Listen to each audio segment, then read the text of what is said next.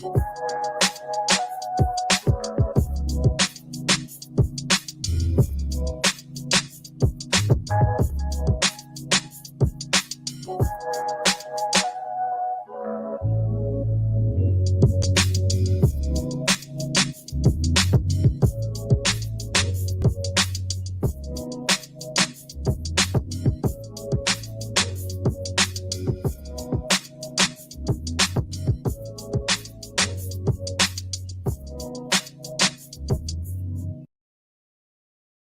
go by the record we was listening. Cause we so busy listening to the beat, we ain't listening to the lyrics. The pale horse by the large sport in the polo.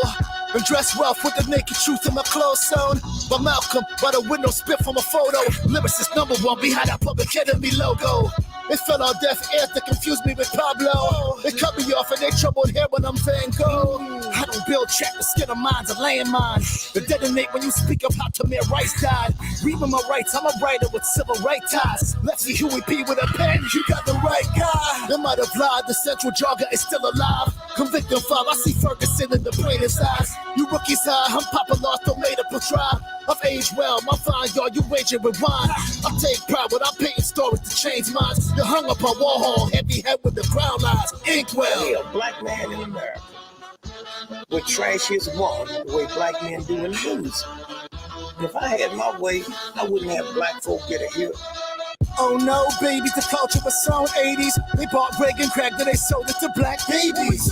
They stopped packaging soon as you pigeons started rapping. Watergate Nixon between the verses, somebody's rap. They rap. Willie Lynch like poverty package cocaine. Shoot in front of mirrors, reflect every black's a Cobain. They cotton pick you, murder my kind, no date. Blacksmith, our 4 shackles are made of rope chain. That's why only rap would make sense when prisons invest. So all that killing interest rate the village percent. What's all the streams about?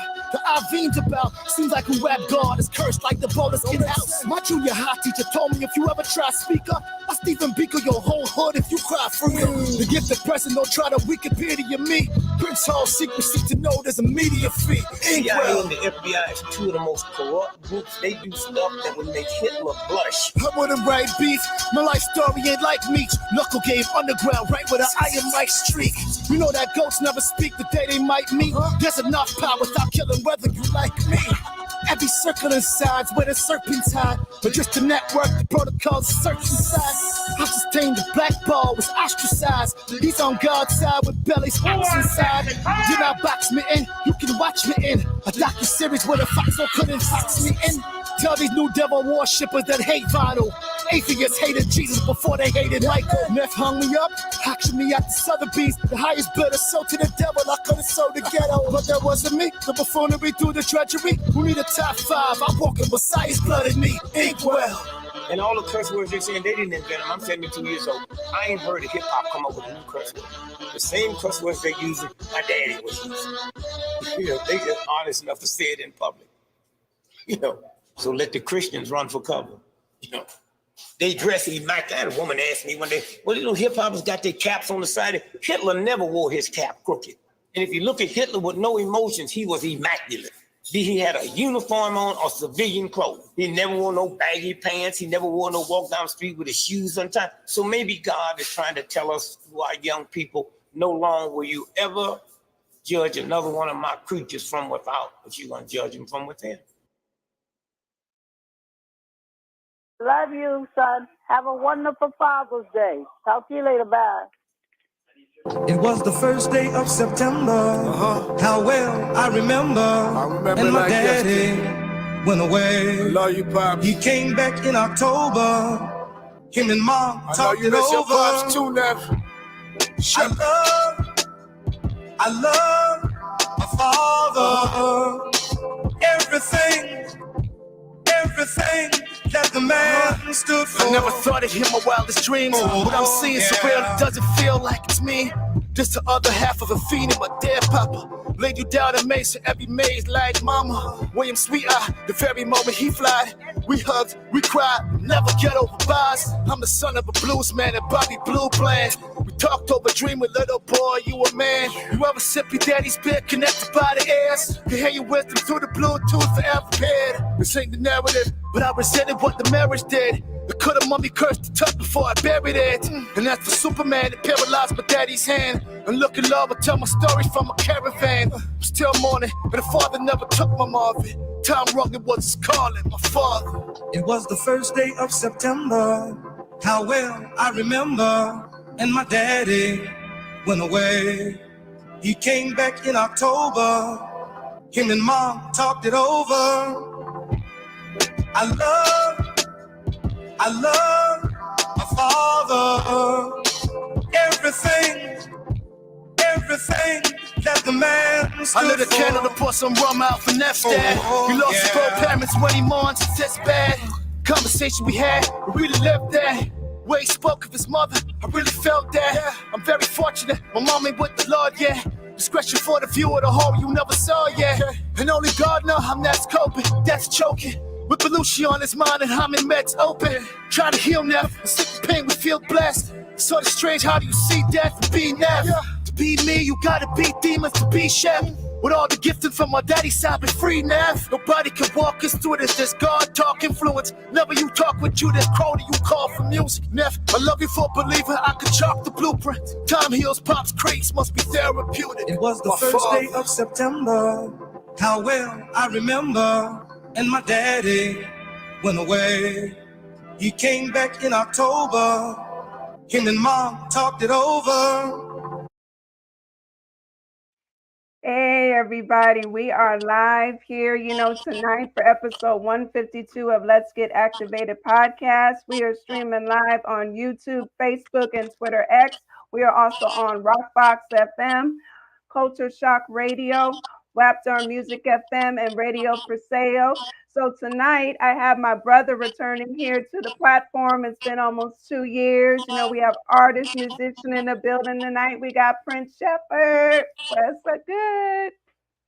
What's up, man? What's up? Thank you, man. Thank you for welcoming me back. I appreciate it, man. It's been a long time, Sam. Blessings to you and congrats on everything that you're doing. Thank you so much. I really appreciate it. Yeah, you were last on for episode 66. So now we're at 152. So it's been quite a while. Right. Yeah. Yes. I got to salute you and the wife too for y'all been supporting too. You know what? Wife is incredible. Shout outs to my wife. She's always supportive. You're connected to an artist. In music, as you know, the musician life is crazy because you're consistently in creative mode and you got to multitask and wear different hats. So just being in that position as an artist and having my wife support me is something you can't really ask for. So I'm in a good position, man. You definitely are. She's incredibly dope. Shout out to my sis because I know she's in the building watching as well. For sure. So, we got to, before we get into it and before we catch up, I had to play a couple of tracks. So I had to play Inkwell because that's something that came out after you were on. And then, of course, the new single, My Father, that's out. Do you want to talk about both of those? Shout out to my man, my producer, executive producer, the new upcoming project. It's called Syncopated Clock, the EP. What can I say, man? I've been blessed. Shout out to Neff Beats, Mount Vernon Stand Up. Inkwell is that it's that real nostalgic feel of hip hop. It's what we're missing today. And it's like when Inkwell was released, I think it was like right after we had the last interview. The thing about Inkwell, I was just listening to music and I was like, what's going on in this industry right now? I'm listening to all the different drill and trap, and normally with that genre, a song or whatever debuts, what comes with that, you end up seeing a murder or a child losing their life that is always in the ages from 14 to 20 years old. They're just losing their lives. So I'm like, I gotta redirect the energy. And that's kind of how I just calculate and kind of see what's going on within the industry and checking the climate. And right away, I'm like, time for Inkwell and Neff Beats, man. Unbelievable producer, man. My brother just trusted me with the craft and allowing me to be, as lyrical as I can at the same time, giving substance to the industry, which is what's missing right now. So Inkwell, phenomenal joint. Definitely. And then we have My Father, the new single that's out. Man, that one, I was thinking to myself, I says, how do I get to this one and how do I get through it? Because I lost my father in 2020 of May. Um, Man, for anybody that doesn't realize when you lose a parent, the impact, and I think before it ever happened to me, a lot of people would always give me advice or, when it happens to you, this is what you got to do. And then I'm like, every situation is customized according to your family setting, right? And I'll tell you, Sam, for me, adjusting to, especially as an artist, you think about your father more than ever now because everything that you do creatively, it just brings you back to that parent, instilling all that information in you and giving you all this history and basically teaching you and raising you up in this area of music. And I'm having the most difficult time as time goes by because I believe that I'm releasing some of the best music where I am right now. I feel like I'm aging well. And I know that now I'm more experienced than I was as I entered this game. But just seeing that every moment, this brings my father's face to memory and his words. And what's beautiful is that the producer, again, Neff Beats, him losing his parents, he's actually lost his mother and father, which, I'm blessed to still have my mother. And we just connected spiritually. It's all about making the marriage with the producer and the artist. The lyricist on that actual track is like, how do you find a marriage? How do you put those two pieces together? It's not just beat, drum, snare, sample, and then me putting vocals. It's about what makes sense. It's about feel. It's about creating a frequency, right? And just speaking to him, we had conversations back and forth, personal things we shared, and from DMs to the actual phone. And then we just said, you know what? He goes, Prince, I got this joint for you. And he sent it to me. I might have wrote the joint in like 20 minutes and that was it. And I think I just spoke from the heart because I'm kind of MC that when I write, I listen to the track and I think what goes on this that's going to make sense because I want to be careful with my words because I know my words are going into your children's ear gates as well as my children's ear gates. And that's kind of my problem where music is kind of concerned right now. So my father is the hardest track that I've had to write in the last couple of years, but I'm proud of how it came out. I can imagine because that's coming from a very deep, personal place. Yeah. Coming from a deep area in your heart where you're kind of thinking to yourself, how do you get through this? And you're definitely emotional at the time when you're writing it. And I just wanted to create a track too that all fathers, it's not even just a father figure. Sometimes it's an uncle, sometimes it's a grandfather, sometimes it's a coach. A lot of times there's a lot of males that step up and play those positions for that child, that male or female.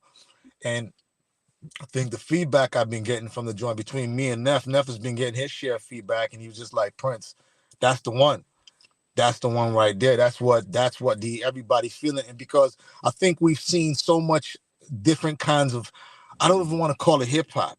Sam, I'll be honest with you. It's like we're not hearing hip hop music why we fell in love with this. I don't know what to call it. And I think it's kind of unfair that we've kind of just put everything in the same bag and just shook the bag up and said, this is what it's called. And it's been labeled as hip hop and it's not. Because hip hop is a certain field that's just not there no more. And that's kind of what we're trying to do. Right. And I kind of see where you're there because I know some things you wanted to speak about. Like, so for you, like, what do you feel about the current state of hip hop, not only with the music, but on the business end of it? I think right now we're in a dark stage of hip hop. We're in a dark stage of music for the fact that right now we have spineless artists that are out. The industry that I'm used to being part of once upon a time before it came from the major record labels to now having the platform of independency. I just remember where we stood for something. We stood on everything. We spoke about our struggles. We spoke about poverty. We spoke about the next stage after poverty. We spoke about the phases of our life. We spoke about where we came from, whether it was living with a mother or a two-parent household or growing up with a grandmother. We spoke about that pain in our music, and we painted that picture. We used everything in music as our canvas. Now, it's like you hear music, and what's so disappointing is that even a lot of the authoritarians, basically the people who have the authorities that are in the positions and controlling hip hop, they're co-signing the music that has no life. The soulless music. And you're looking at this, you're looking at some of these people that are in the same age category as us, and they're co-signing music that sounds like garbage. And, you know, I said to myself, I says, I'm not really want to really hold my tongue about what's going on. This is my craft. This is what we do. This is our music. This is where we leak out our pain. And this is our expression place where we think, well, why should we mince our words? Music, you know, hip hop was never created to mince your words. It was about expression, because it was an area or that outlet where we can speak without being muzzled or suppressed. So it's like you see interviews come up and they ask about hip hop and they're like, oh yeah, that rapper, oh yeah, he's from this area or that state. He's phenomenal. And it's not good music. It's not, because it's causing the death toll to rise. It's causing me as a parent and you as a parent to fear, where I got to check my children's phone. I got to check what they're watching on their laptops. I'm like, what are you watching? What are you listening to? And you know, me and my wife will sit down and say, explain the lyrics to me. What is the lyrics doing? What's the, don't just tell me about the cadence and the beat. Tell me what he's talking about, he or she's talking about. And you think about the Megan Thee Stallions and the artists that are in these celebrity positions, they're not good for the ear of our children. It's toxic, it's poisonous, and it's really corrupting the spirits of our children. So what is our children going to grow up to be when they have this platform or this music to basically be their leaders? That's the question. Right. Yeah, that's a good question. And that's why it's our responsibility, you know, as parents, you know, we got to, you know, teach them that substance. You know what I mean? Give them the substance, and at the same time as you give them the substance, sit down with your kids. And no, we can't be with our children 24/7, but you should be in some sort of interaction with your children, because they take on the language of music.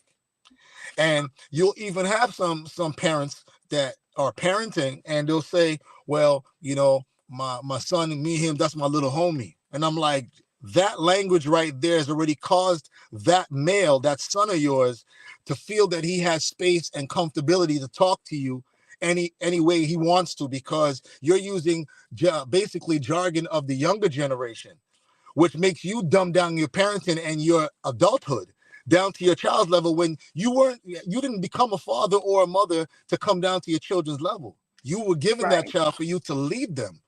So where are we leading them? So you look at hip hop and you look at it, you're like, this is not hip hop. We are not doing hip hop. And then when we introduce hip hop, like Inkwell and other records, the J. Cole record comes out, they say it's old school. They classify us and put us in the area that, oh, that's boom bap. No, that's hip hop. That's what this was. This is what we come from. This is the birth of it. But what we're having right now, darkness. We're in a bad state. We need somebody to CPR the game immediately. That's where we are right now. And it needs to be, somebody needs to say it. So I said, well, maybe God has elected me to say that today. So for anybody that's listening, no offense to your art and what you're trying to do, but start doing your research. Start looking up the historians, the artists that started this. Start seeing the different areas and categories and components and the elements of the game. There's lots of artists that are doing, you know, the element of trap and a mixture of whatever, but at the same note, what's the message? I don't have an issue with the beat. It's just what the message is. And there's right now, we currently have none. Right. Yeah, we definitely need substance, you know, which, I mean, in the independent market, though, I think there's more freedom for that. You know what I'm saying? Because, you know, I'm connected with, you know, artists who, you know, do give that substance yourself, you know, and plenty of others, you know, my management and everything. So it's out there. We just need to be, I think, pushing it more in support. I think that's the problem, lack of support. Because you have these incredible artists out there, but people, they don't want to support it. They don't want to support it. Like the ignorance that we, you know, as a community, the things that we listen to, like every song I think that comes on, they're either talking about sexual orientation, they're talking about how much drugs they sell, whoever they murdered. And I'm thinking, half these artists that are putting music out that's talking about these narcotics or whatever it is that they're going through have lost friends. Some of them lost their fathers to the same things they're promoting and glorifying. And you're thinking to yourself, like, are we not waking up? are we not going to be able to speak up? And we think, oh, well, no, well, the moment you start speaking substance, we're preaching. We're not preaching. We're speaking and we're trying to put out substance, and we're trying to put out something that makes sense, that is a message which it once used to be, like Melly Mel's message, where he was speaking about the poverty, how we were poverty stricken, the buildings that we came from, rat and roach infested buildings that we were coming from, these communities, this public housing building or maze or labyrinth that is basically the size of a sardine can and putting 4 and 5 different families on one floor. That's what we're coming from. And now we've made it out, or we've been given, by the grace of God, we've been given an outlet to express ourselves. And this is what we do with it. This is what we actually turn around and do it. And we allow these kids to think it's okay. I don't co-sign, under no circumstance, co-sign this era of music. And someone will say, well, what do you mean, Prince? Not everything is bad. Majority of it is. Because if it was a 50-50 game, we wouldn't have to be able to pick through and search through the sand like we're trying to look for the back of a stud in beach sand. That's how you got to look for, if you're looking for good hip hop. You're like, oh, well, that track from that gentleman is it's lyrical, it's clear, it's got good cadence. But for me, I'm always saying to myself, I said to my son, turn that off. Listen to this, not just my music. I try to introduce all genres of music where they actually have respect for the music that we created, whether it's instrumentation, whether it's wood instruments. I say, listen to this artist and how they've dedicated themselves to their craft. A lot of these songs that are being put out, they're done in like 5-10 minutes because there's no thought. It's pretty much cat and hat kindergarten structured rhymes that are being put out. When is someone from our generation that has more authority and position going to come out and say, I've been given power, like Jay-Z that has the power? Doesn't matter how big they are. You guys have power to do the right thing with it, not to misuse it. They can change the game around. It can be done. But the reality is when you start speaking about substance, it won't sell. Right. That's the problem, That is a problem. Or they just want, like some of the stuff I hear, I feel like I've lost a brain cell or two, when I hear it. You listen to some of it and you think it, and your kids, I'm sure your children try to say, Mom, like, listen to what he's saying. You're like, I am really trying. And remember, our parents before us, we had to more explain what was going on when hip hop started, and they said it was junk. But it's different because we, being the parent of our children now, we're considered to be the cool parents. And I'm sure you've had that where someone meets you and they're like, oh my God, this is your mom?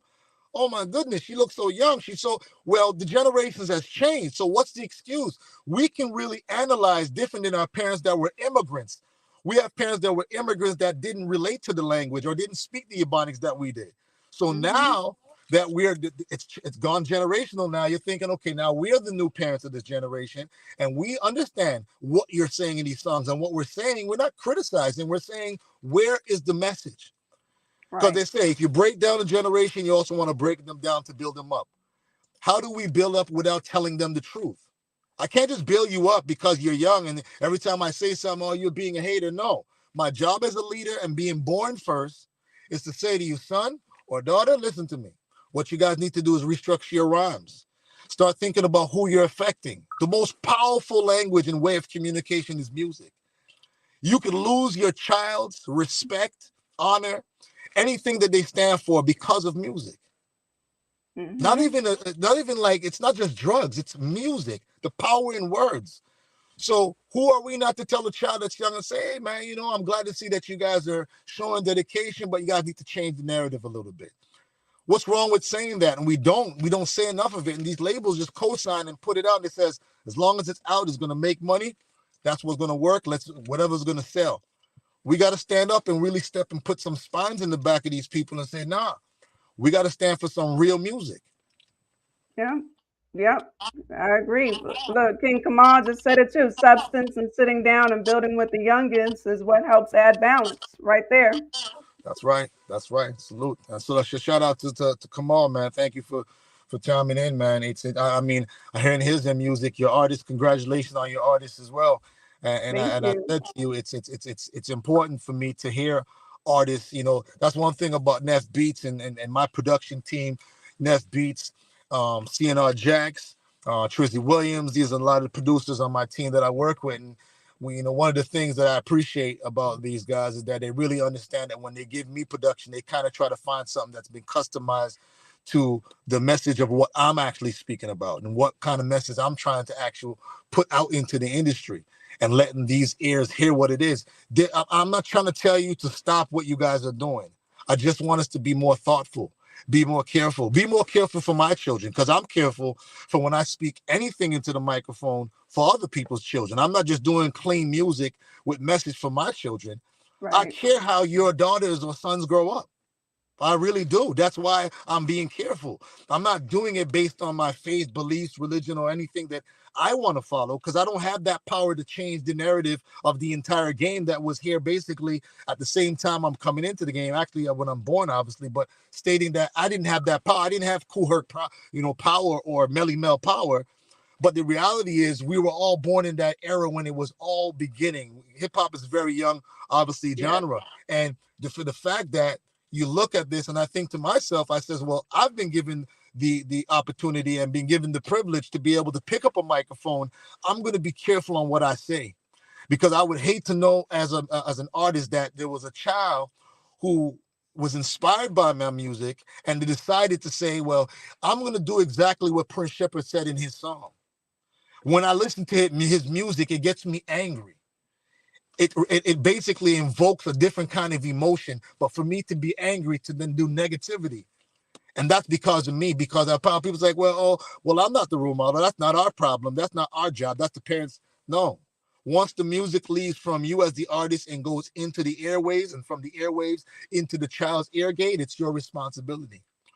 Because you have to be accountable. The day of judgment, God's going to say, you have to be accountable for every word that comes out of your mouth. We must be men and we must be women, be adults and be accountable. I did that. And I took accountability in the beginning of my career. I was talking everything that I came from in the street and I was doing. And I thought about it. I says, well, God gave me this voice of power. God gave me this mind to be able to craft and be intricate in my rhyme scheme and express myself as a child of color coming from the 70s. I was like, no, I'm not doing it. I got to change the narrative. I'm not going to use profanity. I use profanity when I'm not doing music. And now, as you know, the radio always says, beautiful song, but where's the clean version? Right. Light bulb went off for me. I was like, easy. Change and basically upgrade my vocabulary so I don't have to use profanity. And now I can just write a song and keep the story going and give a message. That was the formula. So it wasn't about, Prince Shepherd is Christian. My faith has nothing to do with what I'm writing. It's all been strategized on what I'm doing. It's very easy to do what everybody's doing right now. Cursing and talking about sex and women in bars. That's not what we're supposed to be doing. We got mothers, we got sisters and daughters. I'm not trying to sell that narrative. So for me, I'm passionate about this. It's something that it hits very deep for me. And I'm going to keep pushing the narrative. I'm going to really, and it's going to annoy some people. It's going to ruffle the feathers of some people, but it is what it is. No, that's all right. You got to push, what you're passionate about. And, I'm all about substance myself. You know what I mean? Like, I love it when people actually take the time to make timeless music. You know what I mean? Like something that's going to last, nothing that's just a little 5-minute, thing. And it's, thrown out the window. So yeah, I'm all for the substance myself. If it's not speaking to me, I can't do it. I'm sorry. I don't care how dope a beat is. If it's not doing it for me, I can't. I'm just being honest, Well, the beautiful thing about your platform versus a lot of other platforms, and I've had a lot of offers to do other, interviews, and I've refused them. And I'll tell you, the thing is that you look at interviews and you look at the interviewer and you're thinking, are they passionate about it, or are they worried about their Instagram numbers, their social media numbers? Or are they really engaged in this artist? Have they done their homework on this artist to know what it is they're trying to do and what they bring to the table that differentiates them different from another artist that's out in the industry currently? And then you look at that and you think to yourself, like, your job whether it's a podcast, whether it's a radio show, how do you make your environment safe? How do you make that it's an environment that the artist can come on and be transparent and not worried about if he or she is going to be judged? That's why I said on your platform, the beautiful thing about just Let's Get Activated is the fact that I always said to my wife, I says, you know what? Sam always gives you the platform to be able to speak your mind. She doesn't try to give you anything that's cookie cutter. You don't try to intervene or interrupt the thought of the artist when they're trying to give the explanation to drive that message home. So that the people that are listening in, there are people out there, the crowd is not for everybody, but I've come to find out that there's a crowd for everybody. There are people that want to hear what I'm saying. They want to hear the message of power. They want to hear me talking about God. They want to hear me talking about, yo, you have a wife? Stay with that one wife. We don't have to commit infidelity. You have children? Because if you commit infidelity, it affects the children. It collapses the homes. When we're going to have the men step up? That's the message I'm preaching. That's the message I'm sending. We can be financially free. Why are we not talking in songs about credit? We talk about street credit, but we don't talk about credit. No one, right? I haven't heard a song, someone talking about the song, the concept. It's a conceptual song and it's about credit and teaching you financial strategies on how to get your numbers up and how to own and how to do rental properties. I always hear people are renting out Airbnbs, but I ain't hearing people own them because they were given some real estate knowledge to the song they listened to in the airgate. That's how we can get children. If they took school right now and put it into music, man, everyone's child will be on a roll because that's where the attention span is. It's not in the schools. That's true. You said it. You said it. Like music has a strong effect on everybody. Look, it raised me, and I'm sure it raised plenty, you yourself, plenty of people watching this platform. So it's very influential. Very influential and it's influential, but I think sometimes we even undermine how influential. Like you'll live and see things that I see things that my kids do, my youngest, and I'll see them do things, and I'm like, what you just did is unnatural. Where did you learn that from? And it's unnatural for me because I'm the father. I never taught that to you. So if I haven't taught it to you, it's unnatural. Where'd you learn it from? Well, Dad, it's on this song, or I saw it on YouTube, or I saw this, and I'm thinking, okay, let me go and interrogate and see what it is. And then when I go and I look, I'm like, I said, Daddy don't want you watching this. I don't want. Now, remember where I'm coming from and how I was raised and where I'm coming from. It was very easy for me to introduce for me being a father of predominantly boys, I could have introduced to them the street music. I could have let them listen to Jada Kiss and everybody that is talking this drug life. I could have done that. But my whole thing is that I really thought about it and says, God trusts me. God trusted me with these brand new children. Let them have a shot. Let them have a shot at life. But whatever I put in front of them, what I put on TV, what I say, how I speak to their mother, let me give them the shot. Because I didn't have that whole shot. My father, when I was growing up, bless his life, he said anything he felt. He had no filter. And a lot of the things I learned, aside from what he taught me in music, there was some ignorance that I was hearing growing up. And I heard the conversation between him and my mother. And my father wasn't thinking about how much that would collapse our home or have me think. And then I would take that, I would mirror that mindset, and then I'd go out and do the same thing. Right. And that's the generational curse. That's what's happening. Men are meeting girls. Yeah, you know what? I want to become a boyfriend. You're my girlfriend. He doesn't know how to treat the girl. Why? Because he's mirroring what his father taught him. His father's telling him that, yeah, you got to have 2-3 girls. It's okay to do this and that. You could do that. Yeah, you can have your girl, but make sure that she's this and that. And she looks like this. What ends up happening, he grows up and guess what? He never wants to be committed. He doesn't want to be into monogamy. All this stuff I'm saying is not something new, but most rappers who come from the street think it's not cool to say that. But when they get their own children and they get, especially male rappers, when they get daughters, they don't want their daughters going through it. But they're doing music that is embarrassing women and talking and degrading women, but they have daughters. The first time they get a child, it's a daughter. And then for some reason, their light switch turns on. They're like, no, I'm not really trying to have her wear those type of dresses. I'm not trying to have her wear pants that tight. And I'm like, oh. But when you are degrading and basically exploiting the other women, you come from a woman. Right. That should be enough for you to say that, nah, I'm not even trying to send that message, because if I send that message of degrading other women, I'm degrading my mother. And that's how I think. If I write a bad song about a female, I'm writing about my mother, my aunt, my grandmother, my wife, and my daughters. It's a village that raises a child. So do we really care about other people's children? I do. I care about your children. I don't have to meet them. They're children like my children, and we were once children. Of course I care. Right. Definitely. We that's why we just have a responsibility. I got daughters. And so even me, myself, I do my best to, I stay positive, just try to be a good role model for them, instill some values in them. No, I'm not with them 24/7. We can't be. But at least I can say I, instilled some things in them, and hopefully, they carry that with them. But yeah, you're right. These messages, and sure enough, yep, I've known people too. Once they get that daughter, it's a wrap. It is a wrap. That's when the feelings when the feelings come out. You start hearing now. They start to mature, and you're thinking, why does it always have to become that? So before you get your daughter, how much people's daughters have you damaged? Yeah. How many people have you already damaged their daughters that has done what they could to raise their daughters, because they're daughters of men who did everything they could do to raise their daughters, and here we are mishandling their daughters. That's a problem, and it's one of the biggest problems in hip-hop music. This is hip-hop for me right now, for whatever you want to call it, because it's not hip-hop for me. It's coward culture. Everybody's afraid to say things. They're so afraid. What are you afraid to say? Right. Speak your mind or forever hold your peace. This is our craft.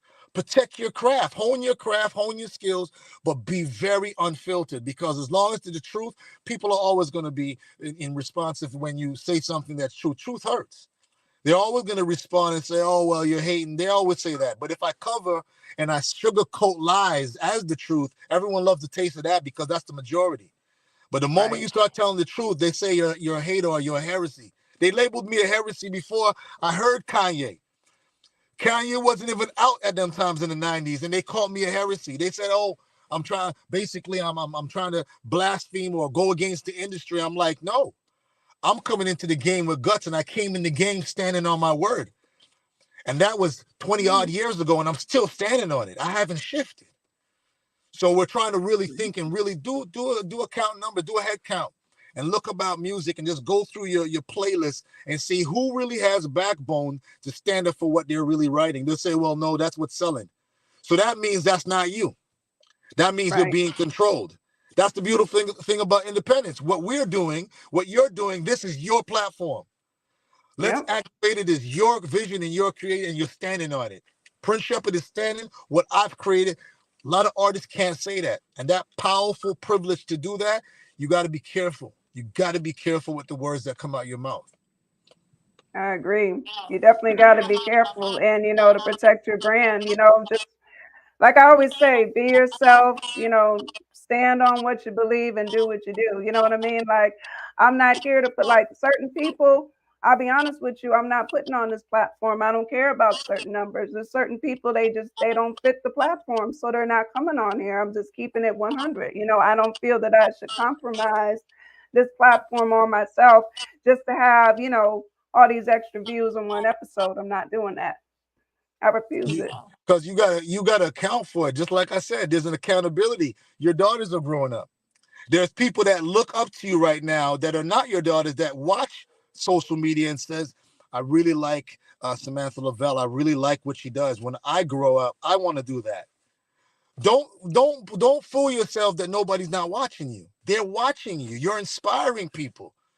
We're inspiring our own fan bases. We may not be reaching the masses like these artists that have a machine behind them, but we are inspiring. Even if we inspire one mind, that's a mind that's very futile, that we have to think to ourselves, let's be fragile with that one mind. Even if I have one fan, I take it very serious because it's someone else's mind. That's what we're basically looking at. We're being given the outlet or the freedom to tamper with somebody's mind. People are taking their lives because their minds are not stable. So we're taking the same minds and we're pouring things in it. Gucci and name brands is where it's at. That's brands of clothing are success. Wearing a certain brand of sneaker is success. Driving a certain car brand is success. Why don't you tell them in the song too that if you buy a Maybach, where are they going to get the dollar to pay for the maintenance. They're not telling Exactly. you that. It's the facts. They'll tell you Yep. about these things, and you're thinking to yourself like, wow. Well, when you buy a Balenciaga sweater, now you can't go and buy a Nike sweater because you've bought a designer brand so high above its rest. You're thinking, well, from Balenciaga, now I gotta go to Gucci, and then it's like having a Honda. I prefer to tamper with the Hondas and the Land Rovers before I go and start saying, well, let me go and grab the biggest Benz for the sake of telling the person who's looking at me to basically sell them a lie that I'm successful. It doesn't mean that I'm successful. And that's what now hip hop, that's what this music genre is the things that they have, the tangibles, that basically define success. And it's not. If you have poisoned more minds than the people that you basically have given freedom, that's when you're not successful. You're not successful, and you have to be accountable. And then when you see these artists that are powerful, these celebrities, if you notice, there's a lot of turmoil happening now in the industry. There's a lot of artists now that are being exposed because darkness now shall become light. Now it's happening now. The chickens are coming home to roost. The first shall be the last, and the last shall be the first. That's what's happening. So us as the little people, we're now being put to the front because we stood on our integrity. Right. It's a matter of time. We all get a turn. And we've been sitting back watching all the big machines, and now we've now changed the narrative. Everything has been switched. The earthquake has now basically caused the tremor, where the magnitude of the Richter scale has been tipped over now, where they're like, why is the independent moving big? Because that's where you can find more substance, or actually more less people that have coward culture. The industry's coward culture. It's all cowards. They don't want to speak up. Nope.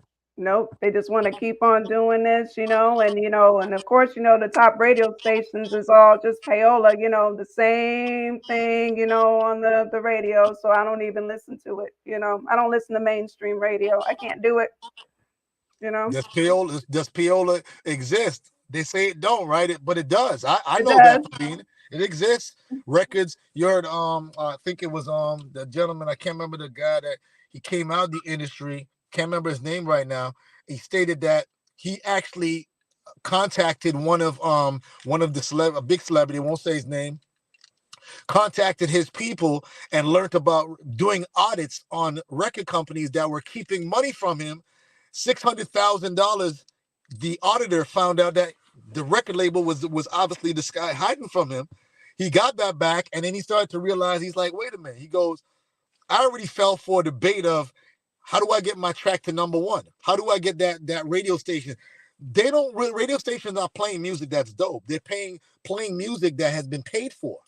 Yeah. That's what they're playing. So if you have a radio station and you play my music, you play my music before an interview is I'm moved. I'm humbled. I take that serious because you're doing it genuinely. The radio station, if you hear my radio station, Prince Shepherd, and I'm on Hot 97 or Powerful 105 and I'm there, know that dollars was paid. Money had to be spent to get that. And if I get number one or I end up on the billboards, know that especially for what I'm talking about and my vocal presence, I sound like I came to start a movement. And that's what the record labels told me. They said, your voice is too powerful. We're going to blackball you. Change your message. And this is true facts. They asked me to remove God from my rhymes. They asked me to remove not talking about anything related to New World Order, not talking about anything that's created to lodge, which anyone that's listening knows what that is, the Masonic lodges. Anything of that magnitude, they told me to take out of my rhyme because I had the inspiration to start a movement, and they couldn't have that. So they stated that rap a little bit more about this, talk more about crime. These are interviews. These are actual meetings that I went into and heard this told to me in the 90s. So I'm taking that information, trying to now teach this generation that that's not what you want, because nothing comes for free. The moment that you get all these different things, you're getting budget, you're getting $100,000 advance money on your budget. Believe me, if you're saying that's not recoupable, there's a price at the end of that contract. There's always going to be a price at the end of that contract. So someone says, yeah, they gave me $100,000 advance. Now they own you. You signed the contract in blood. I've been there. So here comes God to bless us with independence. And I'm taking advantage every moment of it. Yeah, it's very important. I definitely respect, the independent movement. You know what I mean? It's you just have, more of your own control, and I be telling people, you want a contract, you better watch those contracts in the advance. You might as well not even spend that money because you got to pay all that back. you know, Record labels, from the travel, the hotel stays, all of that, you name it, the promo, you got to pay all of that back. So you're basically just in debt, you know? You're in debt your whole career. And I mean, I got records in countries in Germany, in Australia, in Sweden, all over the world. I have music that's been released that I didn't understand the contracts I was signing when I was 15 and 16 years old. And if you notice, they try to sign a lot of young artists. They're not seasoned. They don't want an artist like me coming to a record label because I'm going to ask them all the important questions. Because at the age that we're at, as an artist, me coming to a record label, it's counterproductive for them because I'm going to ask questions. I'm not coming there looking for success. I'm coming there for distribution and for an arm that's going to give me the distance I can't reach because I don't have capital to pay for that market. That's all I'm coming for. I already have the artistry covered. There's nothing that you as a record label can teach me as far as artistry. And I've already, because of my time span, I've already learned the business as well. So the moment you have those two balances right now, they're like, we don't want to deal with this guy. This guy's going to ask questions. He's going to rebuttal everything. And then guess what? I'm not coachable. I'm not willing to conform. The young guys, they just say, listen, man, you're trying to get that, you're trying to get that new Phantom, the Rolls Royce Phantom. This is how you do it. You got to put this contract. Get this feature. The artists that give features to artists, 99% of the verses that they give as a feature, the verses are old. They've been recycled. They've been put on other songs that were released that you never heard. Sometimes they're coming from old mixtapes and they say to you, this person, I got this guy from this particular group. He's doing a feature for me. He's going to give me a 16. But if you're seasoned, I'm like, that verse, you couldn't really hear it. Even the way he tried to attach it to the actual production, it doesn't go. That means he wrote it to something else prior. But you'd have to be seasoned to know that because it's about money. That's all it's about. It's a business. But being pushed the narrative of business, it's lost its integrity. There's no integrity. No one cares if they can make $4,000 off of you for doing a feature that they know they're not going to push. They're not going to push you. You do a feature with an artist, go check their page after you pay them. They won't post it. They'll put it in the story. It'll disappear off the story. Why don't you put it as a post? So that people can go, that artist that he's paid you $4,000 for the feature, let him go to your post to know that you have some respect for him or the conversation that you had engaging with him prior to the actual business deal. But you just see there's no integrity. So why look out for artists? Look for what's good. Don't look for brand names. Look for what's good. I agree. And I might have seen, maybe I can count under one hand of when I've seen the top artists actually share, you know what I mean, the feature on the post. But that's very rare. Most of the time, like you said, no, they don't.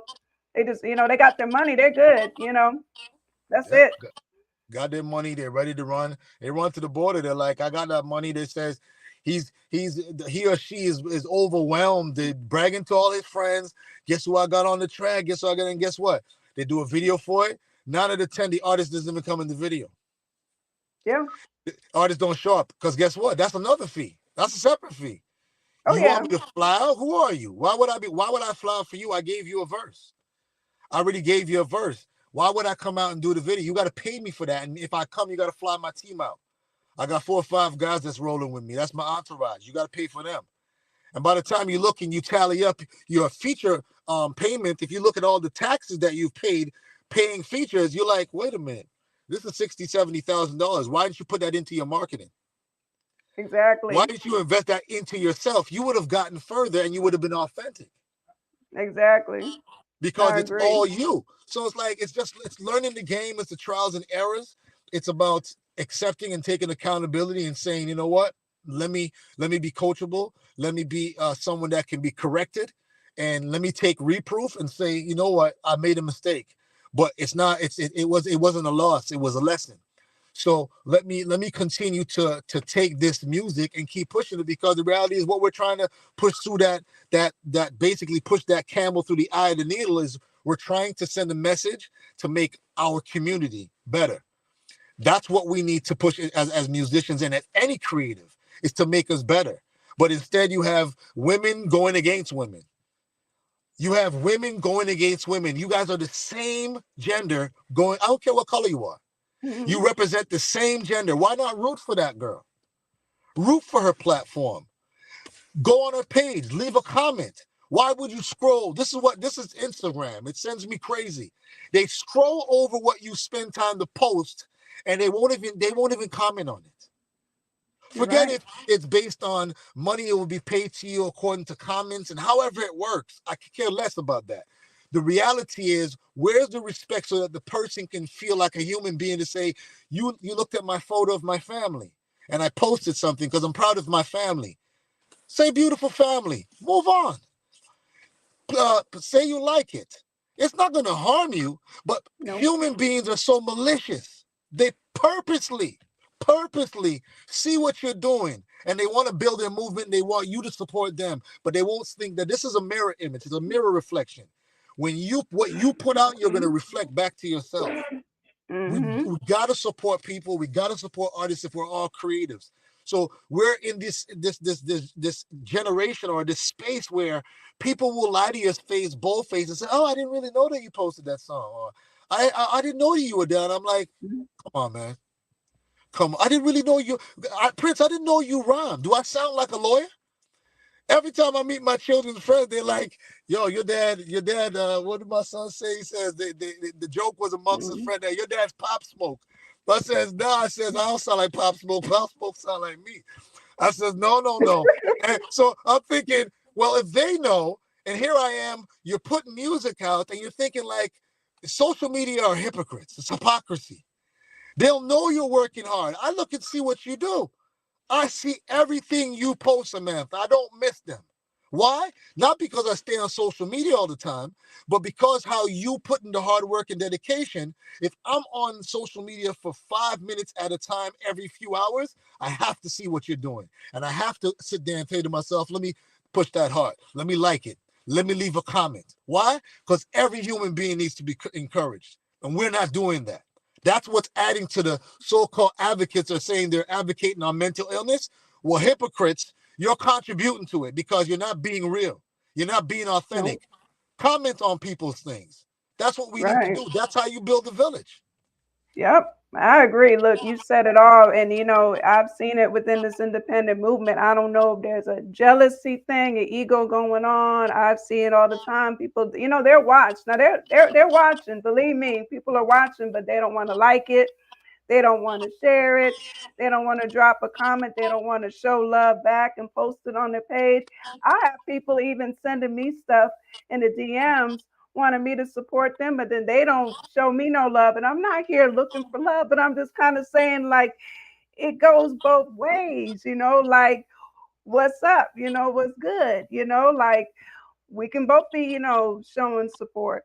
It's wild. I'm telling you, everything you're saying, man, I see it every day, and it's really sad. Or like the comments when they'll post, "Oh yeah, I'm gonna follow this person. I subscribe to your channel, but I'm a numbers person, so I will go and look and see if the subscription went up. If I don't see that went up, I'm like, don't lie. Like, don't put that comment if you're not really gonna do it. If you're not gonna subscribe, if you're not gonna follow, if you're not gonna stream or play the song, come on. We gotta do better." And the coward culture of it, not to interrupt you, the coward culture that they'll look at you and say, again, if and these are the things I want to say that's so crazy and it's what's so wild. If you don't like what music is being put out, this is a coward culture. The word they use, Prince, well, it's all subjective. What? If you taste a bad cake, it has the ingredients are poor, and I eat it and I say the cake is flat. It has no taste. There's no ice in it. It has no taste, and I eat it. And then I said, Samantha, you have a piece. And then you say, it's very bad, Prince. I taste the same thing you're tasting. And we give it to a third party. And they say, well, you know what? It's subjective. If I kind of like cakes that are flat. Well, who's telling the truth? The person that says it's subjective, or the two that said the exact same thing that it's not good? How do we encourage the baker? Tell the person, hey, it needed a little bit of this. Maybe you should have added a little bit more of this, left it in the oven a little longer. That's what we're not doing. We're not being transparent. Tell the artist, listen, the song is not really hitting. It's not what we're looking for, but here's what you guys do. Keep pushing the narrative. Revise the narrative. Keep pushing the work and the ethic. But what you got to do is start working. You got to work on your delivery, your pitch, be better at having a better ear to pick better production. And also make sure that when the song is done, make sure that you now think when that song is put out, you're going to have someone listen to it, and then they're going to call you and say, let's do an interview. Have you worked on your conversation? 99% of the artists that put music out, in their interviews, if you hear their music, they sound worse in their interviews. They have no vocabulary. They can't speak. And you're thinking, wow, this song is number one. But now I'm asking questions. The person is probably high. For that one interview, they didn't realize that. Have some integrity for yourself. Come to the interview. Someone has brought you to their platform. Make sure that you're composed, make sure you're groomed, and come to the platform and speak well on behalf of yourself. Not on behalf of me, on the behalf of yourself. And this is what you think it's okay for me to turn my back and let my children listen to? No, we're not going to do that. And that's what's happening. These people are coming on there and making promises. I'm going to follow you, as you said. I've been watching you, man. I see what you're doing, man. Keep doing what you do. Keep going. And I'm like, you've never liked anything. You've never made a comment. You don't have to say I'm the greatest artist. Everyone has their taste. You're not for everybody. Some people don't like my music. Some people may not like my complexion. They like a lighter complexion. But I am someone's cup of tea. I'm my wife's cup of tea. My children like me. So the reality is I understand it. I'm not trying to get you to like me, but I'm trying to push the narrative and the mindset that we got to have our mindset more balanced to say, we got to support what is creative, we got to support what is positive, and we have to support what is different. Don't push and rebuke or change and shun what doesn't sound like everything else. That's the main problem for me. I don't sound like everybody else. Our music is not, your platform doesn't look like everyone else's podcast.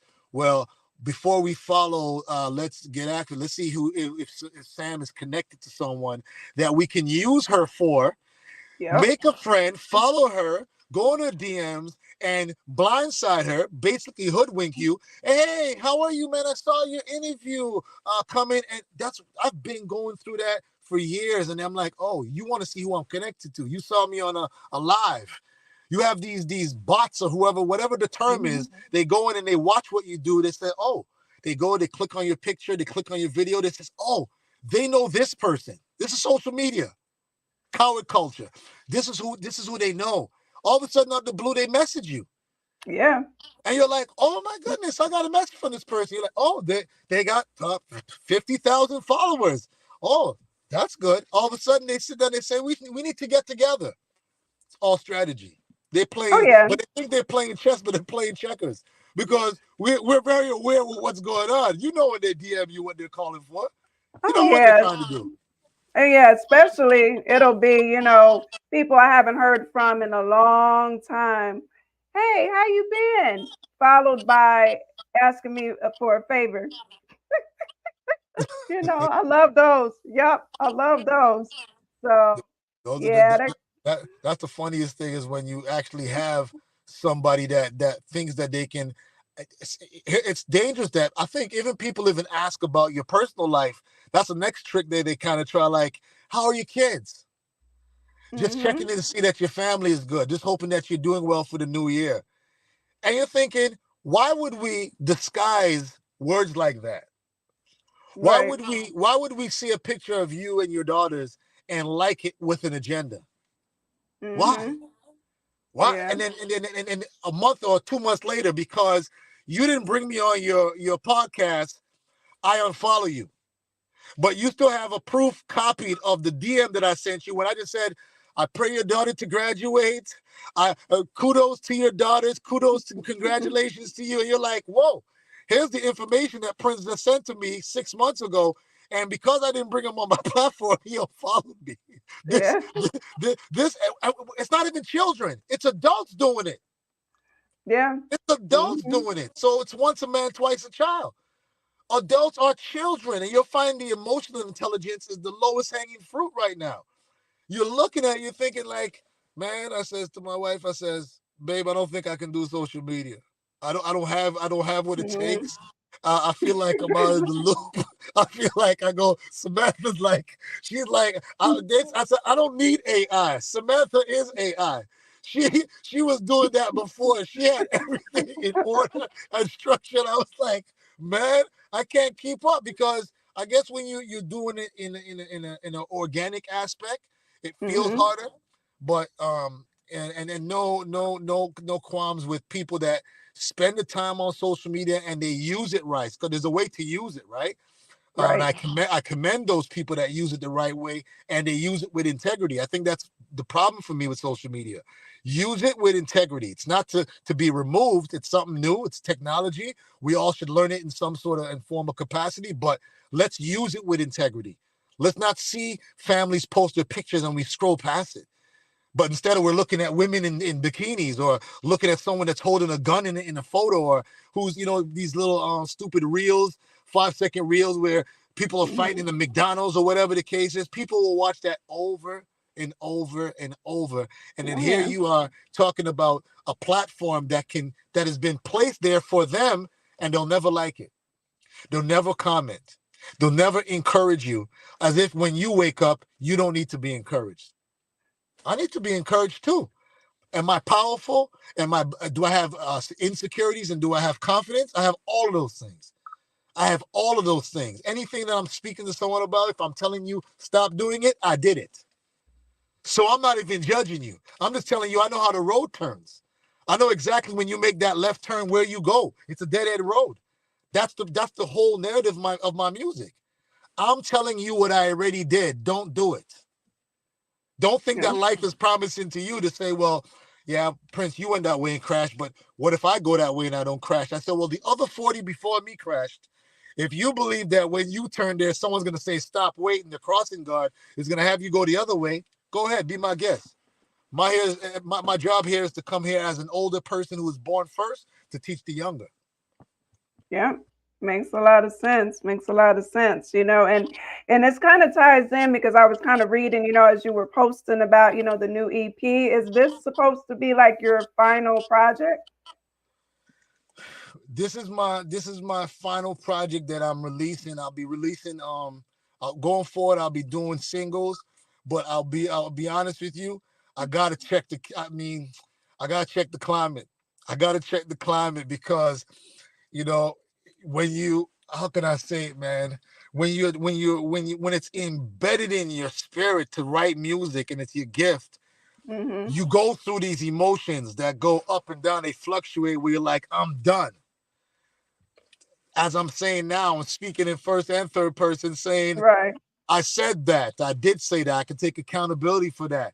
But I was in my emotions, like all of us do. But I do mean it. I do mean that I'm not going to put out music that is not going to bring any meaning, or is not going to be looked at and not supported in the sense where I got to go platinum, but it's not being supported for the work I put in. I'm putting out music to not bring everyone to my side, or bring everyone to start following my belief and start worshiping God that I believe in. That's all personal relationships. But what I'm trying to do is, like, we've been given the privilege to become parents. Some of us are just taking care of our siblings' kids. So maybe we're raising our nieces and nephews. We are in a very serious position that we don't see. So music-wise, I'll always be releasing singles, but I do it in a timely manner. It's got to make a marriage, and it got to make sense. And as I said, I calculate it. I pay attention to what's being released at the time. And when I see there's too much madness and too much darkness, I'm like, that power right there, we can't underestimate the world. The devil controls the world. That's the devil's playground. So when all that darkness is being put out and you decide I'm going to put a song talk about, love your moms, hypocrites and coward culture is going to say, that's cute. It's not cute. It's a message that's true. It's Right. facts. I'm not trying to be cute. Do you love your mom? Do you have a relationship with your mom? Even if the relationship is turbulent. If I put out a song about mothers, it should touch an emotion in you if you're human. That's what we got to get back to, storytelling. So yes, yes, for sure, I will be releasing music. It won't be always in an album format, but I can't say I'll be doing something after this project right now with any day. But the upcoming project, the EP Syncopated Clock, is going to be something that I hope that you guys don't miss. I wish they tune in and give it a listen. And when is it going to drop officially? Don't have an official date. I'm thinking. Okay. I'm thinking sometime, probably March, maybe during March, I'll probably release it. Not for sure, but March looks like a good time.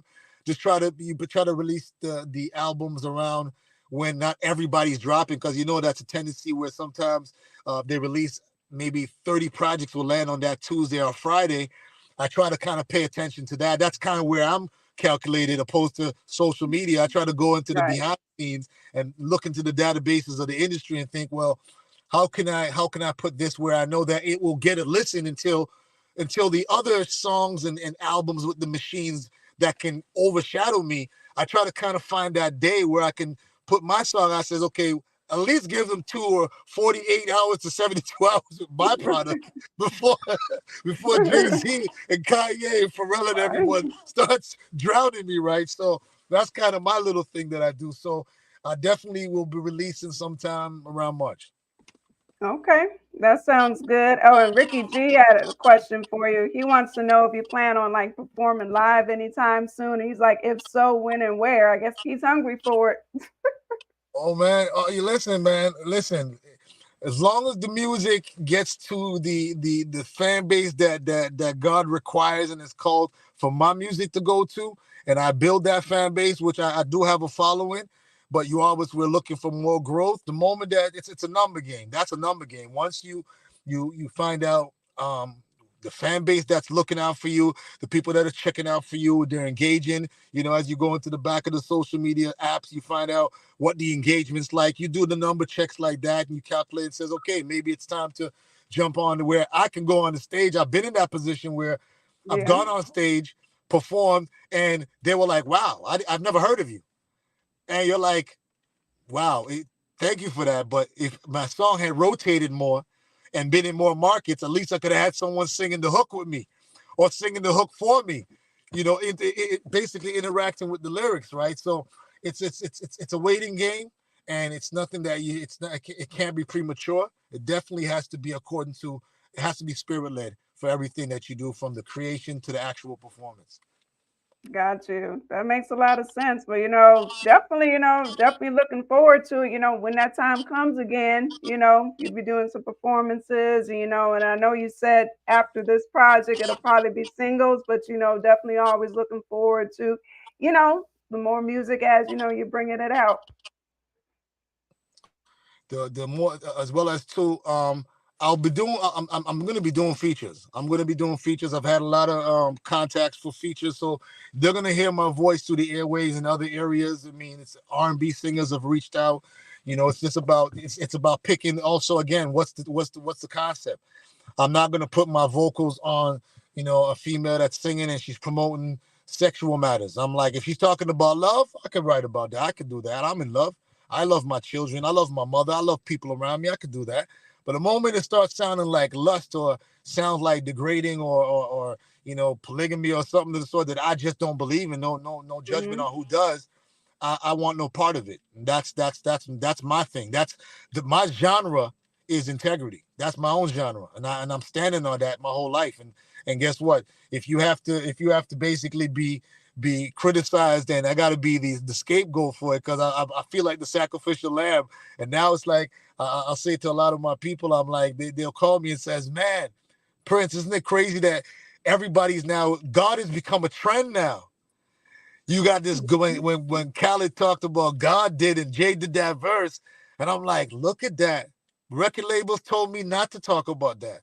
Now everybody's talking about it. So to tell you, any artist that's on, that's listening to this interview, stick to your guns, man. Stick to what you feel. Always follow your first instinct. If your spirit and your gut feeling, which is what we call in the spiritual world, we call it discernment. If your gut feeling tells you that's what you want to write about, stick to it. Doesn't matter if it seems like it's not the common thing. Be a trendsetter. Step out on faith, and you'll see it come back. It'll come back to you at some point in time. We don't really look at when it comes back, but it will come back. Hey, that's great sound advice. Just be yourself. You know what I mean? That's what I always say. Just be yourself. Right.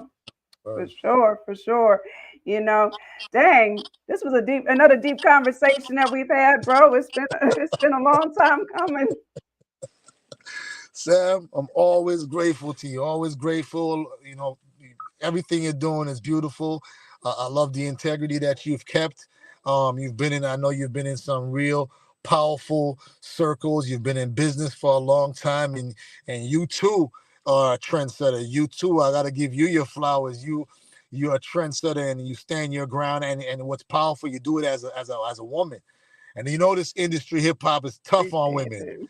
It's real tough on women, man. It's like, you get into a position that, oh, well, maybe you slept with this person to do that. Maybe you did this. And someone say, well, don't say that. I said, why not? Those are the facts. You got to think sometimes when you see some women in some of the positions that they're in. Do female artists have male managers that have the integrity to keep that female as your artist? Don't go there. That's your artist. I don't care how beautiful she is. I don't care how long you've been managing her. Don't go there. You're managing her. If she's younger, she's like your daughter. If she's around your age, she's your sister. Don't cross those lines. Where is the integrity? Where are the men? We got a lot of males, but we ain't got a lot of men. Yeah. So kudos to you. Flowers to you. Salute to you. Hey, thank you. No, I really appreciate it. Appreciate the love and support, from you and wife, from you and Mama Prince, So I call her Mama Prince. Yeah. And you gotta, let everybody know too where to find you, even for the radio listeners and stuff too. Man, you can find me, Prince Shepherd Music, on all platforms, social media platforms, Instagram, YouTube, whatever platform. It's always Prince Shepherd Music. You can always catch me on live. I'm actually, salute to the Boom Bap audio show. Neff Beast, JP, the producer. CNR Jax, Trizzy Williams. Not let me leave no names out. Big French, so the music. There's a whole list of us, but don't be a stranger to the integrity that we're putting out. Don't be a stranger or be in the position of shunning good music, powerful music that's going to touch your spirit. If you're looking for storytelling and you're looking for music with integrity and music that has meaning and music that's going to cause change, tap into Prince Shepherd Music. Hey, there you go. You said it right there. Well, it was definitely a pleasure, having you come back on Activated, bless the stage, yet again, it truly enjoyed it, and, it was definitely great, but before we end it, I figured we should do an encore of my father, who for maybe for the people who might have missed it, in the beginning, you know what I mean? Just so they can, be more tapped into this upcoming EP. What do you think? Hey, man, I appreciate that, man. Salute, man. This is my joint called My Father. It produced by Neff Beats. Salute, thank you. Love everybody and salute. Prince Shepherd Music. Hey, there you go. Want to wish everybody peace and love. This was another great episode of Let's Get Activated podcast, and we're playing an encore of My Father. Let's go. Have a wonderful Father's Day. Talk to you later. Bye. It was the first day of September. How well I remember. And my daddy went away. I love you, Pops. He came back in October. Him and Mom talked it over. Too, Neff. I love my father. Everything that the man stood for. I never thought of him my wildest dreams. What I'm seeing so real, it doesn't feel like it's me. This the other half of a fiend in my dead papa. Laid you down in maze for every maze like mama. William Sweet-Eye, the very moment he flied. We hugged, we cried, never get over vibes. I'm the son of a blues man and Bobby Blue plans. We talked over dreaming, little boy, you a man. You ever sip your daddy's beer connected by the ears? You hear your wisdom through the Bluetooth forever paired. This ain't the narrative, but I resented what the marriage did. But could a mummy curse the tuck before I buried it? And that's for Superman that paralyzed my daddy's hand. And look at love, I tell my story from a caravan. I'm still mourning, but the father never took my Marvin. Tom Rugged was his calling, my father. It was the first day of September. How well I remember. And my daddy went away. He came back in October. Him and mom talked it over. I love my father. Everything that the man stood I lit a for. candle to pour some rum out for Neff's dad. We lost both parents when he mourns, it's just bad. Conversation we had, we really lived that. Way he spoke of his mother, I really felt that. I'm very fortunate, my mom ain't with the Lord yet. Discretion for the view of the horror you never saw yet. And only God knows I'm not coping, that's choking. With Belushi on his mind and Hyman meds open. Trying to heal Neff, sick of pain, we feel blessed. Sort of strange, how do you see death and be Neff? To be me, you gotta beat demons to be chef. With all the gifting from my daddy's side, be free, Neff. Nobody can walk us through this, this God talk influence. Never you talk with you, this crony you call for music, Neff. I love you for a believer, I could chalk the blueprint. Time heals Pop's craze, must be therapeutic. It was the first day of September. How well I remember. And my daddy went away. He came back in October. Him and mom talked it over.